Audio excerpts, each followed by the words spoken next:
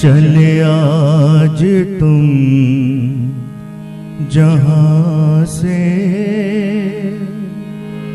हुई जिंदगी पराई, तुम्हें मिल गया ठिकाना, हमें मौत भी न आई। ओ दूर के मुसाफिर हमको भी साथ ले ले रे, हमको भी साथ ले ले, हम रह गए अकेले। ओ दूर के मुसाफिर हमको भी साथ ले ले, हम रह गए अकेले। नाहं वसामि वैकुंठे योगिनां हृदयेन च, मद भक्ता यत्र गायन्ति तत्र तिष्ठामि नारद। महाविष्णु ऐसा कहते हैं कि नारद, ना ही मैं बैकुंठ में रहता हूँ, ना ही योगियों के हृदय में, लेकिन हाँ, जहाँ मेरे भक्त गायन वादन करते हैं वहां मैं मूर्त रूप से उपस्थित होता हूँ। आज हम आपसे रूबरू होने जा रहे हैं म्यूज टेम्पल की इस श्रृंखला, पहचान नगर की, पहचान इंदौर की। ऐसे ऐसे कलाकारों को हमारे दीपेश भाई ढूंढ के ला रहे हैं जिनको मैं अभय मान के तक नहीं जानता था। मतलब संगीत के लोग ही नहीं जान पाए। इस सीरीज के बहाने एक बहुत बढ़िया बात हो रही है कि अभी जो हमने इनका गायन सुना, मैं एक संगीत का शास्त्रीय गायक होने के नाते बता सकता हूँ कि इनके गायन में जो सबसे महत्वपूर्ण बात दिखी वो ये थी कि ये भावपूर्ण गायन। इनके गाते समय मैं देख रहा था, इनके रोम रोम में रोंगटे खड़े हो रहे थे। मित्रों, संगीत सिर्फ वही है। संगीत न ताल है, न सुर है, न लय है। संगीत केवल भाव है और भाव है। इसे हम आज की भाषा में कहते हैं परकाया प्रवेश। तो हम मिलने जा रहे हैं। दीपेश भाई, ये संगीत के ऐसे कलाकार हैं, तो मैं चाहता हूं इनके नाम का जो उच्चारण है वो भी आप स्वयं करें। इनका शुभ नाम क्या है, आप बताएंगे? ये हमारे बहुत पुराने सिंगर हैं, इनका नाम है मनोज मयूर। बाकी बातें हम इनसे करते हैं। अच्छा, मनोज और मयूर, बहुत सुंदर इन्होंने शब्द निकाला है और इनसे मिलकर बने हैं ये संगीत के साधक जो अपनी ही दुनिया में मस्त रहते हैं। और हम ऐसे लोगों के प्रचार प्रसार का बीड़ा उठा के बैठे हुए हैं म्यूज टेम्पल की जवाबदारी से। तो मनोज साहब, आपसे मैं जानना चाहता हूँ कि आप इंदौर शहर के ही हैं कि कहीं बाहर के हैं? मैं इंदौर शहर का ही हूँ और यहीं की जन्मस्थली है मेरी। और मेरे पिताजी, मेरे दादाजी, उनकी भी जन्मस्थली यही है। बहुत बढ़िया। संगीत आपको विरासत में मिला, मतलब आपके घर में कौन गाते हैं? विरासत में तो क्या है, देखिए, मेरे जो पिताजी थे वो आकाशवाणी में कवि थे और उनको भी गाने का शौक था। क्या नाम था उनका? किशन निश्चल। अच्छा, किशन निश्चल। ओके। वैसे मैं मनोज मयूर प्रजापति हूँ। अच्छा, ठीक है। लेकिन वो एक टैग नेम जो होता है ना, तो हमारे पिताजी लगाते थे निश्चल, क्योंकि कवि थे।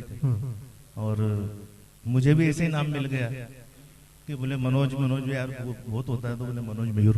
अच्छा, मतलब दो चार मयूर गायक होंगे, मनोज गायक होंगे, तो उनमें कोई तो मयूर होना चाहिए। हाँ, तो मतलब कुछ लोगों ने बोला अच्छा यार आप ये मयूर लगा दो। अच्छा, बहुत बढ़िया। तो हमारे एक मराठी में कहावत है, राखावी बहुतांची अंतरे। सही हृदय वाला व्यक्ति जो होता है, विमल हृदय जिसे कहते हैं, वो बहुत लोगों के हृदय को संभालता है। आप ये कपड़े पहन ले, ठीक है साहब, आप ऐसा गा रहे हैं, ठीक है साहब, कौन सा गाना गा रहा है आप बताएं, वो गाएं। तो ऐसे मयूर साहब हमारे बीच हैं, जो कि मैं इनकी निश्चलता वाकई देख रहा हूँ, जो कि इन्हें विरासत में मिली है। निश्चल मन के मनोज मयूर। मैं अगला प्रश्न आपसे पूछना चाहता हूँ कि संगीत की आपने विधिवत शिक्षा कहीं ली है? सर, ये गॉड गिफ्टेड है मुझे, और कुछ मुझे सिखाया भी था। पहले मैं कंडीशन ऐसी नहीं थी कि मैं सीखूं कहीं। 1 साल मैंने करीब जो संगीत महाविद्यालय है, वहाँ मैं गया था। अच्छा। प्रथम किया मैंने वहाँ। उसके बाद फिर पैसे नहीं, बहुत बढ़िया। तो उस चक्कर में फिर मैं सीखने तो गया नहीं। हाँ, कुछ गुरु मिल गए तो उन्होंने जो सिखाया सीख लिया, बस वही है, बाकी गॉड गिफ्टेड है। बहुत बढ़िया। ये बार बार कह रहे हैं गॉड गिफ्टेड है। हमारे शास्त्रीय संगीत की जो उत्पत्ति है वो हुई है लोक संगीत से, और लोक संगीत में एक कहावत है, सारे गाम का परमेश्वर धनी है, इससे बने सारे गम पधनी सा। सारे गाम का परमेश्वर धनी है। तो जब ईश्वर को ऐसे कुछ व्यक्तियों से कार्य करवाने होते हैं तो वो उन्हें ऊपर से, जैसे अब ये लाइट देख रहे हैं ना डली हुई, ऐसे ऊपर से लाइट डालता है कि वो उनको प्रकाश करने का काम उनका रहता है। उनका सीखे होने नहीं सीखे होने से कोई लेना देना नहीं। कई सीखे हुए ऐसे हैं जो बेचारे कमरे में गा रहे हैं और हो सकता है उनको पब्लिक ही पसंद नहीं कर रही है। सीखे होने से संगीत गाने का कोई संबंध नहीं। संगीत वो प्रत्येक व्यक्ति गा सकता है जिसकी अंदर से इच्छा है। विशेषकर संगीत के लिए मैं कहने जा रहा हूँ। तो अभी आपको संगीत के फिर भी कोई आपके आदर्श रहे होंगे जिनको आपने समझा होगा, सुना होगा। सर, शुरू से मैं मुकेश जी को, किशोर जी को और लता जी को, इन्हीं को सुनते आया हूँ, रफी साहब को, तो मैं उन्हीं को आदर्श मानता हूँ। क्योंकि क्या है कि जो हमें पेट भरने को दे रहे हैं वो हमारे आदर्श भी है और सभी कुछ है। बहुत बढ़िया। इंदौर शहर की एक बहुत अच्छी खासियत ऐसी रहती है कि वो रसिकाग्रही शहर है, रसिकों का अग्रणी शहर है। इंदौर शहर के बारे में मैंने जो पिछले 25 साल से देखा, इंदौर में एक रामू भैया दाते हुए जो यहाँ पर डिप्टी कलेक्टर थे, कुमार गंधर्व को देवास में लाने का श्रेय उनको जाता है। तो वो संगीत के बहुत रसिक श्रोता हुआ करते थे। ऐसे रसिक श्रोताओं ने हमारे मनोज भाई जैसे कलाकारों को पाला पोसा, अगर मैं साफ शब्दों में कहूँ तो। और ये बहुत अच्छी बात कह रहे हैं कि इनके जो आदर्श रहे वो रफी साहब रहे, मन्नाडे साहब रहे, मुकेश साहब रहे, जिनके गाने सुन सुन के इनके कान तैयार हुए। और जैसा कि मैं हमेशा कहता हूँ, व्यक्ति कान से गाता है, गले से नहीं गाता है। तो मनोज भाई, अभी जो आपने हमें गीत सुनाया वो फिल्म संगीत था जी। तो क्या संगीत की और विधाओं की तरफ भी आपका रुझान है? भजन भी गाता हूँ मैं। जैसे थोड़ा सा कोई गुनगुना के सुनाया हो।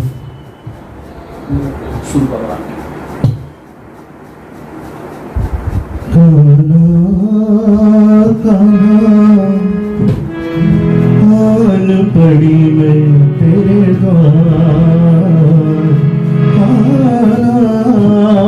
कान्हा, आन पड़ी मैं तेरे द्वार।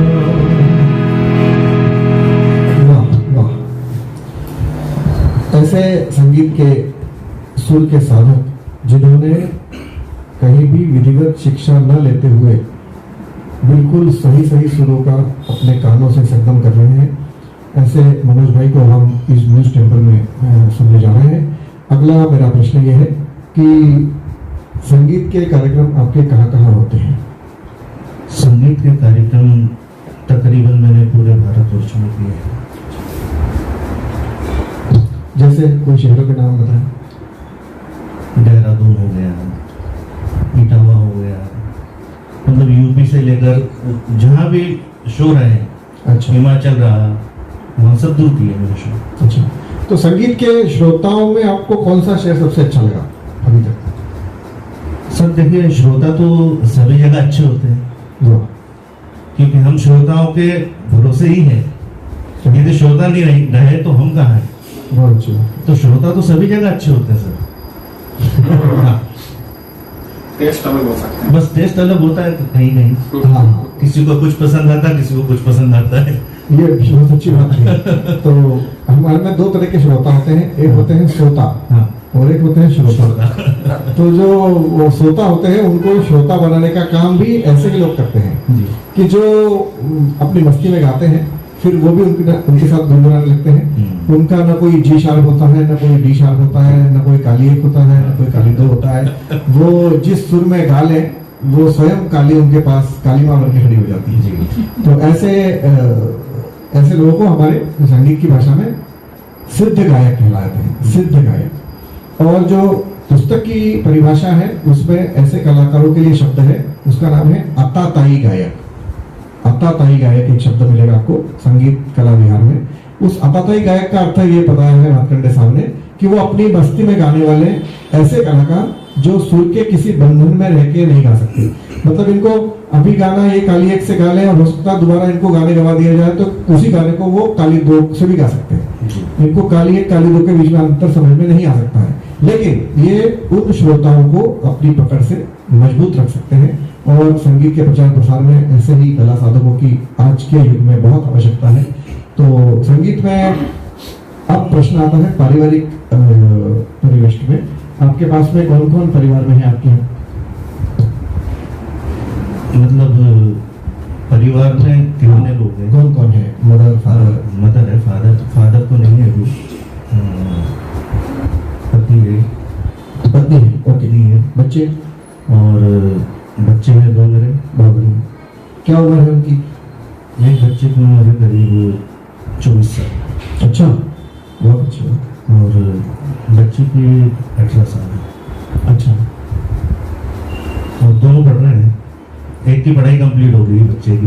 अच्छा। मैं सॉफ्टवेयर इंजीनियरिंग कर रहा हूँ। अच्छा, बहुत है उसका।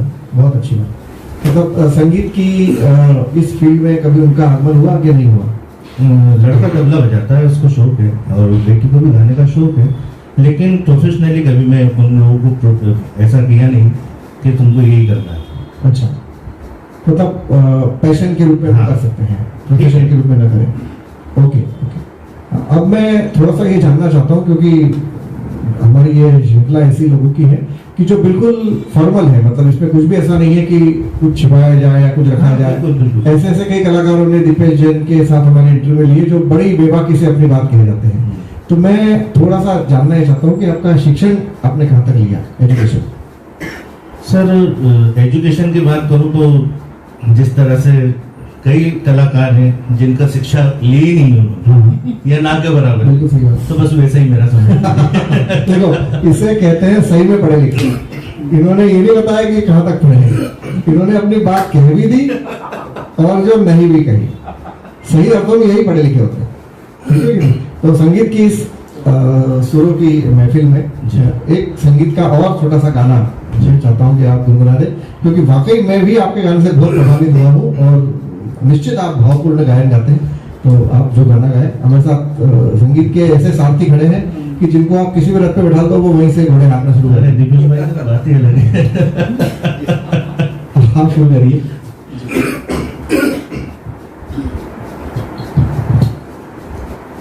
हमने तुमसे प्यार कितना ये हम नहीं जानते, मगर जी नहीं सकते तुम्हारे बिना। हमने तुमसे प्यार कितना ये हम नहीं जानते, मगर जी नहीं सकते तुम्हारे बिना। वाह वाह। किशोर कुमार का गाया हुआ गीत आपने सुनाया जी। इस गाने को 2 लोगों ने गाया है। एक गाना गाया है बेगम परवीन सुल्ताना जी ने, जी, जिन्हें queen of Indian classical music कहते हैं, और एक गाया है किशोर कुमार जी ने। ठीक, किशोर कुमार भी आपके ही घराने के थे, उनका अपना खुद का बनाया हुआ घराना था। वो संगीत में भी विधिवत तालीम उन्होंने नहीं ली थी और उन्होंने अपना एक स्वयं घराना तैयार किया। तो मैंने ऐसा चीज देखी कि जब आपने मोहम्मद रफी साहब गाए तब आपके आवाज की क्वालिटी आपने बना ली थी, जी। और जब आपने किशोर कुमार सुना है तब आपने किशोर कुमार की क्वालिटी बदल दी अपने गले में। जी। तो ऐसा आपने जानबूझ के करते हैं कि हो जाता है? ये हो जाता है सर। ये इसलिए हो जाता है क्योंकि मैं करीब 10 साल की उम्र से स्टेज प्रोग्राम कर रहा था, तो उस वक्त मैं फीमेल वॉइस में गाता था। अच्छा इंदौर का हो सकता है मैं पहला चाइल्ड आर्टिस्ट हूँ, अच्छा। रहा हूँ या रहा हुआ होगा। तो उस वक्त से मैं जब गाता था तो फिल्म बेताब पिक्चर आई थी, तब से मेरा इस लाइन में आना हुआ। अच्छा। और उसके बाद ये गलियां ये चौबारा लता जी का गीत था। तो कहीं शादियों में जाता था प्रोग्राम के लिए, तो वो एक तो छोटा बच्चा, ऊपर से अब इससे गवाए क्या, तो बोले बेटा तू तो ये गाना गा ले, इसको तैयार कर ले, ये गाना गा लेगा। तो वो गाना गाया। उसके बाद फिर पाताल भैरवी पिक्चर आई। अच्छा। तो उसमें सलमान खान का गाना था। तो मुझे जैसे हम लोग जो प्रोग्राम की रिहर्सल करते थे, तो यार इसको क्या करें यार, तो बोले इसको वाला गाना गवा देते हैं। तो मुझसे वो गाना गवा दिया। अच्छा। चुम्मा चुम्मा मुझको बना ले प्रीतम्मा, वो गाना गाया तो सलमान जी की आवाज में। तो जब उसको गाया तो वो अपने आप आवाज चेंज हो गई थोड़ी सी। अच्छा। तो सबको लगा कि नहीं यार, इसने तो सेम टू सेम गा दिया यार। फिर उसके बाद कुछ और गाने ऐसे ही आए, तो वो भी चलते रहा दौर। अच्छा। उसके बाद जब मेरी एक उम्र हुई 16-17 साल की, तब ये हुआ कि अब यार इसकी तो आवाज यार थोड़ी सी ऐसी लग रही है यार कि थोड़ी मोटी हो गई है। तो उस दिन सर मुझे पता नहीं क्या हुआ, मैंने उस दिन के बाद सोच लिया अब जिस दिन मैं जेंट्स वाइज में गाऊंगा उसी दिन इनको बताऊंगा कि जेंट्स वाइज में कैसे गाते हैं, क्या होता है। क्या एक से दो गई वो, तब तक प्रोग्राम ही नहीं किया सर मैंने। अच्छा। कहीं नहीं जाता, बस मैं अपने रियाज करते रहता। और रियाज क्या, बस वही गाने और अपनी आवाज को मॉडिफाई करते रहता। उसी बीच में अपने सुदेश भोसले जी की एक कैसेट आई थी। अच्छा। तो उसमें वो अलग अलग आवाजें निकालते थे, उसमें गाते भी थे वो। तो उनको देख के थोड़ा मैं बड़ा वो हुआ यार, ये सबकी आवाज में गाते हैं यार। और एक वो मिलन सिंह, उनकी भी कैसेट थी, तो वो भी सुनता था मैं, तो वो भी मैंने सुना। तो उसको देख के ज्यादा ऐसा लगा कि यार मैं क्यों नहीं कर सकता हूँ फिर। तो वो सब चीजें फिर इस तरह से हुई। तो अब ये होता है कि मैं कभी भी गाना भी चाहता हूँ कोई चीज, प्राइवेट कंपोजिशन की बात अलग है, वो तो मैं अपनी आवाज में जो भी रहेगी वो गाऊंगा ही। लेकिन जब भी कोई गीत गाने को आता है तो वो जान करके नहीं, बस अपने आप होता है वो अंदर से। बहुत अच्छी इन्होंने बात कही। छोटी उम्र में जो लोग फीमेल वॉइस में गाते हैं, मतलब पंचम में गाते हैं, मैं स्वयं भी पहले ऐसी बारीक आवाज में गाता था और उस समय बड़ी मेलोडियस वॉइस हुआ करती है, एकदम टीप की आवाज। आज भी गाता हूँ सर। अच्छा। तो हमें उसका भी एक थोड़ा सा नमूना सुनाइए। बिल्कुल। बहुत बढ़िया। आवाज देता है दुनिया मेरी ज़बान है, आवाज देता है दुनिया मेरी ज़बान है, आबाद मेरे दिल की उम्मीद का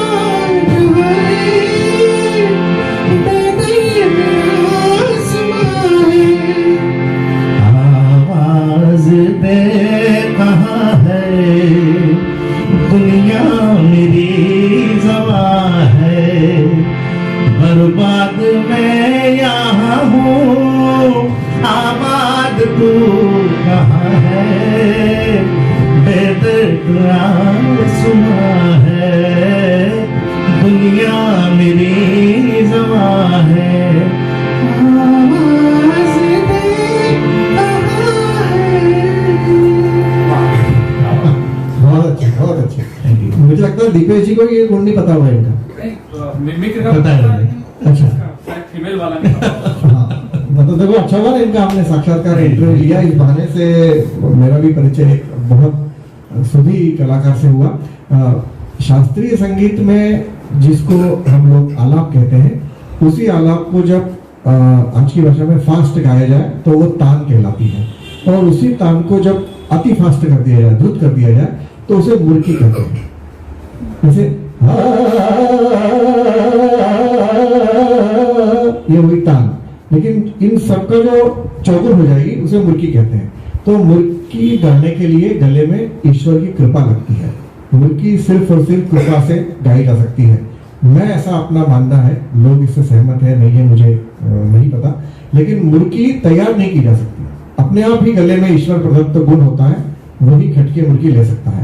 और जो इनके गले में मैं अपने आप पिछले 20 मिनट से देख रहा हूँ, तो चूंकि इनकी एक कला है कि ये हर नया चीज करने पर विश्वास करते हैं। ऐसे मैंने अभी इनके और भी बहुत सारे गुण दिखे। ये माइक सिस्टम के बहुत अच्छे अरेंजर दिखे मुझे, इन्होंने वो सब चीजें करके दी टेक्निकली। जैसा कि मैं कहता हूँ कि कलाकार सही वो होता है जो अभाव में प्रभाव दिखा दे। प्रभाव में तो हर कोई प्रभाव दिखा सकता है, लेकिन जो अभाव में प्रभाव दिखा सकता है उसे सही अर्थों में कलाकार कहते हैं। तो हमारे मनोज मयूर जी वाकई संगीत की इस श्रृंखला के निश्चित मयूर पंख हैं। और तो मैं जाते जाते इनसे ये भी सवाल पूछना चाहता हूँ कि ये जो आपने बाकी एक कलाएं सीखी है, मिमिक्री है, वो है, इन सब की मेहनत करते समय निश्चित ही आपके मन में लगन होगी कि नई चीज सीखना है, तो वो गुण आप थोड़ा सा उसे विस्तृत बताएं। मैंने अभी कुछ देर पहले ही बोला था आपको कि वो जो कैसेटें निकली थी, उन्हीं को देखकर मुझे बस ये लगता था कि कुछ नया करना है। अभी जैसे उनको सुनता था तो कभी कभी ये लगता था कि यार अमिताभ की आवाज अब भी आना चाहिए, ये आना चाहिए। तो अमिताभ बच्चन की एक मूवी आई थी, शायद जादूगर थी, तो उसमें गाना था। उस वक्त मैं फीमेल के बाद मेल वॉइस में गाता था। तो बोले यार ये गाना कौन गाएगा यार? तो बोले वो किशोर कुमार की वो आवाज में फलाना गाते हैं, उनसे गवाएंगे यार। बोले एक बार इससे गवा के देखते हैं यार, बोले ये निकालता तो है आवाज। तो बोले चलो ठीक है गवाते। तो तब मैंने वो गाया, पड़ोसन अपनी मुर्गी को रखना संभाल, मेरा मुर्गा हुआ है दीवाना। पड़ोसन अपनी मुर्गी को रखना संभाल, मेरा मुर्गा हुआ है दीवाना। हाँ भाई। तो अच्छा, बाकी सब जो आपने टेक्निकल ज्ञान प्राप्त किया है जी, तो वो देखा सीखा परखा, मतलब देख सीख के अच्छा वही हुआ। तो मैं एक बार किसी चीज को देख लेता हूँ, फिर मुझे वो करना है बस, और वो एकदम कैप्चर हो जाती है। वाह वाह। तो ये बस ऊपर वाले की कृपा है मेरे ऊपर, और बड़े गुरु का आशीर्वाद है मेरे। बहुत अच्छी बात इन्होंने कही। संगीत में ही नहीं, कलाकार वे होते हैं जो कल के आकार हो सकते हैं। कल का आकार कभी भी पिछले दिन जैसा नहीं होता, क्योंकि वो कल का आकार होता है, तभी नया होता है। और हर कोई जब नया करने की इच्छा रखता है, वही सही अर्थों में कलाकार होता है। और ऐसे कलाकार पर ईश्वर की स्वयं नजर रहती है। बड़ा बनाने का काम उसे ईश्वर स्वयं करता है। ऐसे व्यक्तियों का चयन भी ईश्वर स्वयं करता है। और जो सही अर्थों में कलाकार है, उसके आप मुखमंडल पर हमेशा प्रसन्नता देखेंगे, क्योंकि प्रसन्नता ही कलाकार के अंदर की निशानी है। वो वास्तव में कलाकार है। ईश्वर ऐसे कला साधकों को शतायुषी करे, निरोगी रखे, स्वस्थ रखे, तन से, मन से, धन से। और ईश्वर की देवी सरस्वती इनकी वाणी पर ऐसे ही विराजित रहकर इनसे अच्छे अच्छे कार्य करवाएं। और इसी शुभकामना के साथ शुक्रिया आपसे विदा लेता हूँ। दीपेश भाई, आप दो शब्द इनके लिए कुछ कहना चाहेंगे? ये तो इनके बारे में मैं क्या बोलूँ, मैं तो बरसों से इनका फैन रहा हूँ। और ये थोड़ा सा क्या कुछ कारणों से थोड़ा सा गायब से हो गए थे। बाकी ये बहुत अच्छा, बरसों से इनको सुनते आ रहा हूँ, मेरे को मजा आता है इनको सुनने में, बस यही बोल सकता हूँ। दीपेश भाई का भी बहुत बहुत शुक्रिया। और दीपेश भाई बहुत पहले आए थे प्रोग्राम करने इंदौर, क्या फिर वो इंदौर के ही हो गए। तो तब से मैं इनका फैन हूँ। अच्छा, जब ये बजाते थे मुझे बहुत दिली सुकून मिलता है, और आज भी वही है। वाह। तो ये इनकी ये खासियत बहुत अच्छी है, और इनका भी वही हाल है, ये 1 सेकंड में कैप्चर करते कोई भी चीज। आपने इधर गुनगुनाए, इधर चालू हो जाते।